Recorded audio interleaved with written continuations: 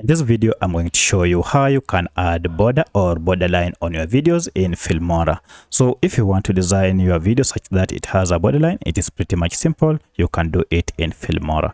If you found this video helpful, I'll kindly request that you support me by liking the video and also by subscribing to my channel. Alright, I have here this video and I'd like to go ahead and add a borderline across it. To do so, it is quite simple. Just head over to effects here and then click on it. Under this, the second option here is border. Go ahead and download this border effect here. And then once you are done, just click on it and then drag it on the video that you will wish to add the border. And now if I go ahead and play it, you can see the border has been added around on my video. So that's how you can add a borderline on your videos in Filmora. If you have any other question, kindly let me know in the comment section. Otherwise, thanks for watching and let's meet in the next video.